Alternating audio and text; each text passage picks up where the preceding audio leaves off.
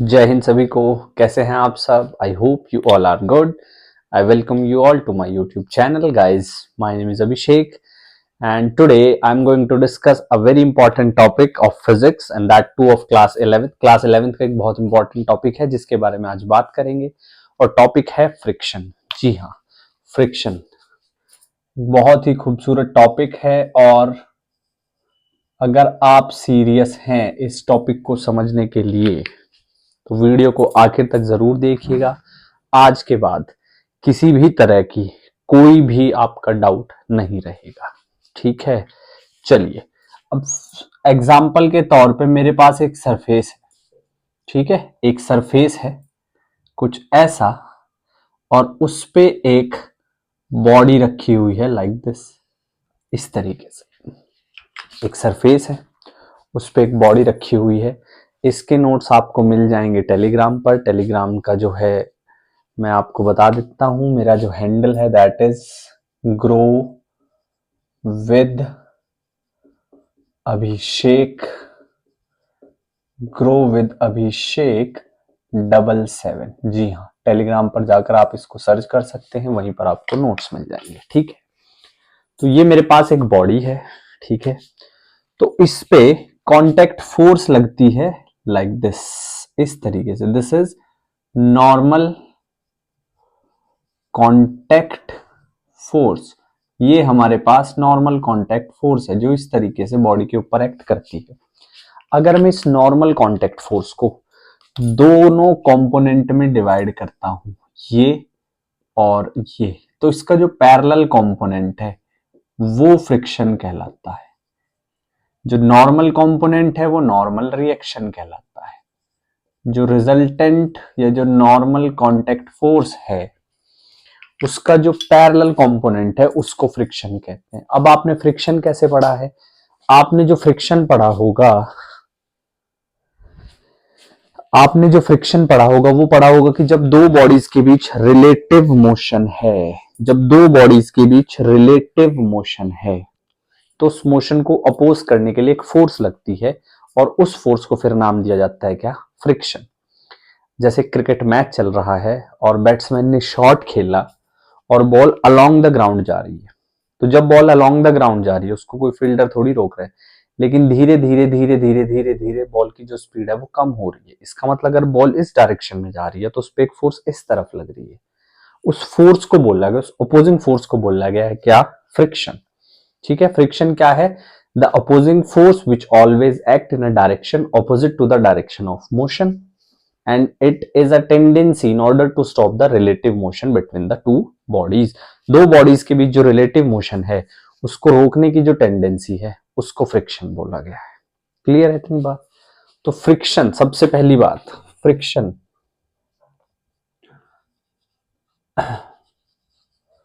Friction क्या है? Opposing force है। फ्रिक्शन एक ओपोजिंग फोर्स है।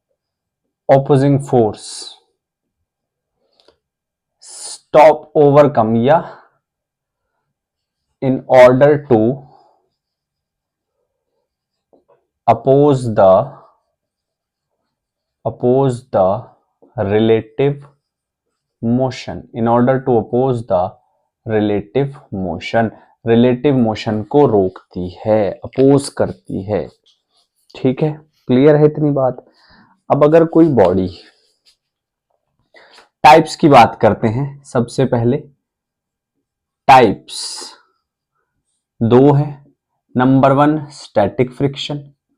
स्टैटिक फ्रिक्शन है पहला टाइप, बिल्कुल सही सुना आपने, स्टैटिक फ्रिक्शन। नंबर टू है काइनेटिक फ्रिक्शन। नंबर वन है स्टैटिक फ्रिक्शन, नंबर टू क्या है? Kinetic friction. Kinetic friction. अब जो स्टैटिक फ्रिक्शन है वो कब एक्ट करता है? जब टेंडेंसी होती है। ठीक है। Static friction comes into play, static friction comes into play when there is tendency of motion, जब मोशन की टेंडेंसी है कि मोशन होगा, मोशन हो नहीं रहा है, मोशन होगा, तब आपके पास आती है स्टैटिक फ्रिक्शन। काइनेटिक फ्रिक्शन कब यूज होती है? Kinetic friction comes into play when there is motion. There is motion. जब मोशन है, जब मोशन होगा तब काइनेटिक फ्रिक्शन यूज होगी, जब मोशन नहीं है तब, जब टेंडेंसी है मोशन की तब स्टैटिक फ्रिक्शन। अब किसी भी फ्रिक्शन को हम लोग डिनोट करते हैं उसके कोफिशिएंट से। कोफिशिएंट ऑफ फ्रिक्शन से हम किसी भी बॉडी को रिप्रेजेंट करते हैं। किसी भी फ्रिक्शन को हमें समझना है तो coefficient of friction. Coefficient of friction जो है, जो फ्रिक्शन है वो डायरेक्टली प्रोपोर्शनल है किसके? नॉर्मल रिएक्शन के। नॉर्मल कांटेक्ट फोर्स बढ़ेगी तो दोनों फोर्स बढ़ेंगी, ये भी बढ़ेगी वो भी बढ़ेगी। तो यहां से मैं कह सकता हूं that F is directly proportional to R, और in order to remove this F is equals to mu R। Mu is coefficient of friction और म्यू को मैं लिख सकता हूं F अपॉन R। ये ना तो फ्रिक्शन पे डिपेंड करता है ना नॉर्मल रिएक्शन पे डिपेंड करता है, ये डिपेंड किस पे करता है? Nature of surface in contact. Nature of surface in contact, कैसा नेचर है किसका? सरफेस का, उस पर डिपेंड करता है। जितना ज्यादा रफ उतनी ज्यादा फ्रिक्शन, ठीक है, जितना ज्यादा रफ उतनी ज्यादा फ्रिक्शन। अगर एक गाड़ी जो है वो पक्के रोड पे चल रही है तो फ्रिक्शन कम आएगी, वही गाड़ी अगर कीचड़ के थ्रू चले, कच्चे रोड पे पानी हो रखा है कीचड़ के थ्रू जाएगी तो फ्रिक्शन ज्यादा आ जाएगी। तो friction nature of the surface पे डिपेंड करता है, ठीक है। म्यू एस डिनोट करेगा स्टैटिक को, स्टैटिक फ्रिक्शन, स्टैटिक फ्रिक्शन, और म्यू के डिनोट करेगा किसको? काइनेटिक फ्रिक्शन को, kinetic friction. Mu S denote करेगा स्टैटिक फ्रिक्शन को, म्यू के किसको डिनोट करेगा? काइनेटिक फ्रिक्शन को डिनोट करेगा। क्लियर है इतनी बात? बहुत बढ़िया। अब जो मैक्सिमम वैल्यू है किसकी? स्टैटिक फ्रिक्शन की।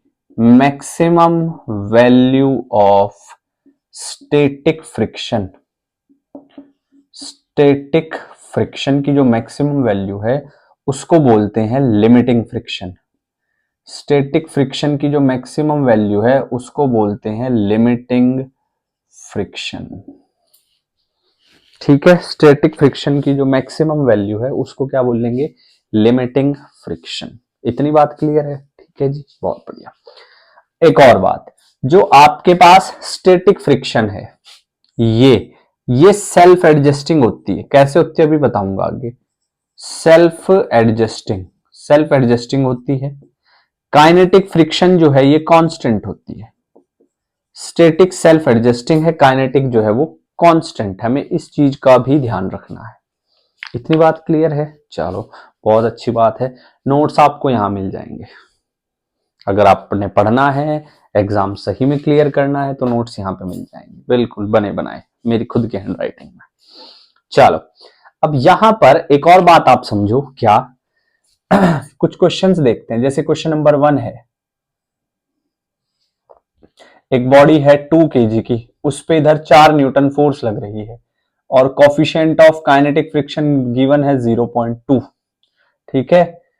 और फ्रिक्शन ऑफ कोर्स इस तरफ लगेगी, तो हमसे एक्सेलरेशन पूछा है। एक्सेलरेशन कितना होगा? सबसे पहले फ्रिक्शन निकालेंगे। काइनेटिक फ्रिक्शन कितना हो जाएगा? म्यू के इंटू एन। भाई जितना मास है उतना ही तो वेट होगा। वेट कितना है? 2g। जितना वेट है उतना ही नॉर्मल रिएक्शन होगा, तो F कितना आ जाएगा? 0.2 इंटू 20। तो F फ्रिक्शन भी कितना आ गया? 4 न्यूटन। जितनी इधर फ्रिक्शन है उतनी इधर अप्लाइड फोर्स है, दोनों इक्वल और ऑपोजिट है, तो कोई मोशन ही नहीं होगा। तो यहां से एक्सेलरेशन कितना आ गया, 0 आ गया जी। एक्सेलरेशन आपके पास कितना आ गया, 0 आ गया। एक और देख लेते हैं, इस तरीके से है मेरे पास, और अब 37 डिग्री पे जो है फोर्स लग रही है, कितनी, 10 न्यूटन। 10 न्यूटन 37 डिग्री पे फोर्स लग रही है। जब 10 न्यूटन 37 डिग्री पे फोर्स लग रही है और कोफिशिएंट ऑफ फ्रिक्शन इस बार हम आपसे लेते हैं 0.3, बॉडी का मास है 10 केजी। अब हमसे पूछा गया है कि एक्सेलरेशन बताइए, फाइंड ए। हमें जो है एक्सेलरेशन बताना है, कितना एक्सेलरेशन आएगा। कोई बात नहीं जी, बता देते हैं। तो कितना आ जाएगा आपके पास, force of friction mu into N.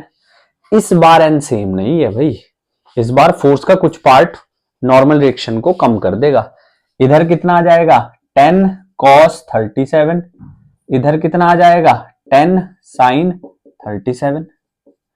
इस बार बात अलग है, 10 cos 37, 10 sin 37। लिखो जी, म्यू कितना है, 0.3। नॉर्मल रिएक्शन ऊपर है, वेट नीचे है, तो कितना आ जाएगा, 10g माइनस 10 साइन 37।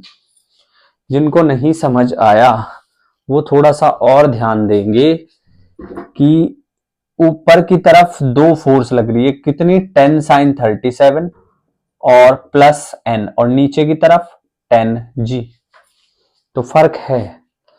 तो यहां से आपके पास कितना आ जाएगा, 0.3, 100 माइनस 10 साइन 37, 3/5, 5 2 जा 10, तो 0.3 इंटू कितना जी, 94। कितना आ जाएगा, 4 3 जा 12, 1 4 9 जा 3 9 जा 27, 28.2। इतनी फ्रिक्शन लग रही है, 28.2 इतनी फ्रिक्शन लग रही है। जब इतनी फ्रिक्शन लग रही है, फोर्स कितनी लग रही है, 10 इंटू 4/5, तो कितना, 4 2 जा 8। अभी भी फ्रिक्शन इस तरफ कितनी है, 28.2, फोर्स इस तरफ कितनी है, 8। एक्सेलरेशन कितना आ गया, 0। अब इसका मतलब ये नहीं है, मैंने आपको यहां पे क्या बताया था, that it is self adjusting, but it doesn't mean कि जो 28 में से 8 गए 20, तो 20 न्यूटन से बॉडी उधर मूव करने लगेगी। मैक्सिमम वैल्यू है ये फ्रिक्शन की, जिसे हम क्या बोलते हैं, जिसे हम लिमिटिंग फ्रिक्शन बोलते हैं, लेकिन ये सेल्फ एडजस्टिंग है। 28.2 में से केवल 8 ही यूज होगी ताकि बॉडी रेस्ट पे रहे। क्लियर है जी, चलो बहुत अच्छी बात है। थोड़ा सा आगे बढ़ते हैं अब।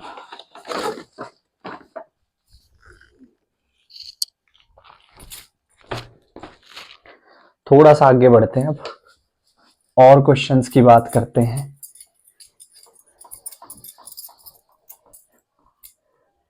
ठीक है, एक और क्वेश्चंस की बात करते हैं। एक लास्ट सवाल, इस तरफ बॉडी ऐसे है और बॉडी पे इस तरफ फोर्स लग रही है 20 न्यूटन की, बॉडी है 2 किलो की, और बॉडी पे इस तरफ फोर्स लग रही है 45 डिग्री पे, चलो थोड़ा चेंज करते हैं, 20√2। फ्रिक्शन का कॉफिशिएंट है 0.3। अब एक्सेलरेशन बताना है, अब एक्सेलरेशन आपने बताना है। चलो जी देखते हैं, तो कितना आ जाएगा आपके पास सॉल्यूशन, कितना आ जाएगा आपके पास। अब फोर्स का एक कंपोनेंट इधर भी तो आएगा ना, 20√2 साइन 45 प्लस वेट आ जाएगा 2g, ऊपर की तरफ आ गया नॉर्मल रिएक्शन, तो फ्रिक्शन आएंगे पहले, तो कितना आ जाएगा, म्यू एन कितना है, 0.3, 20√2 साइन 45, 1/√2, 2g 20, तो यह आ गया 0.3 इंटू 40, कितना आ गया, 12 न्यूटन। इतनी फ्रिक्शन लग रही है इस तरफ, इतनी फ्रिक्शन लग रही है इस तरफ, 12 न्यूटन। दूसरी तरफ अब 12 न्यूटन फ्रिक्शन तो इस तरफ लग रही है, इस तरफ कितनी फोर्स लग रही है, 20√2 cos 45, 20 न्यूटन। अब एक्सेलरेशन आएगा 20 माइनस 12/2, तो 8/2, कितना, 4 मीटर पर सेकेंड स्क्वायर। देख लो जी कितना आसान है, आप खुद देख सकते हो कितना आसान है। तो ये था आपका काइनेटिक और स्टैटिक फ्रिक्शन।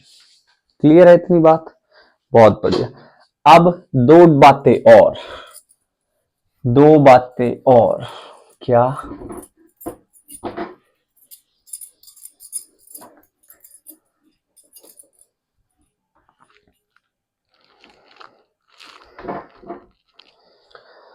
क्वेश्चन जैसे मैं बात, चलो एंगल ऑफ फ्रिक्शन और समझते हैं।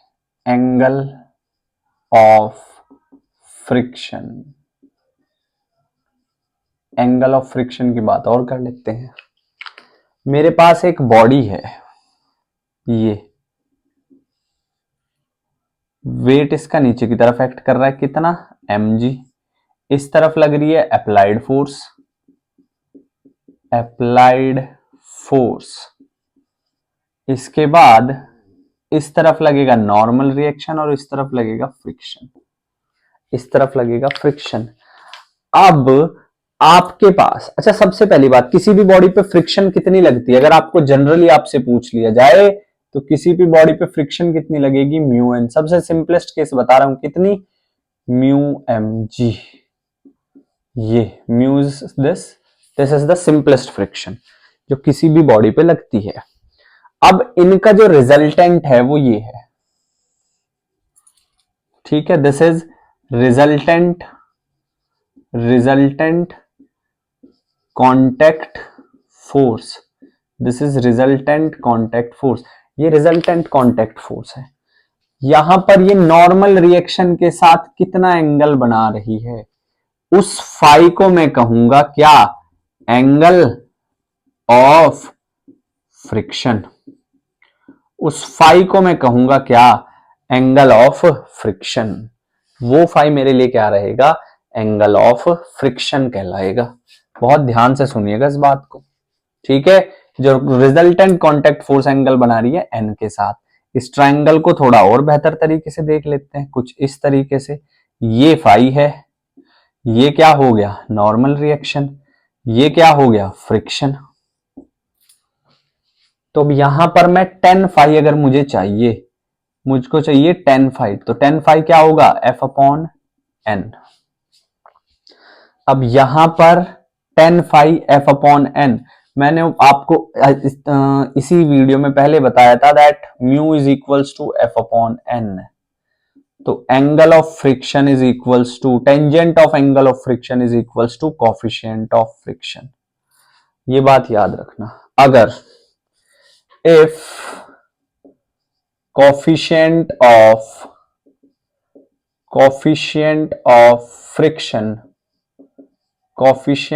Friction of a body is root 3, what is angle of friction?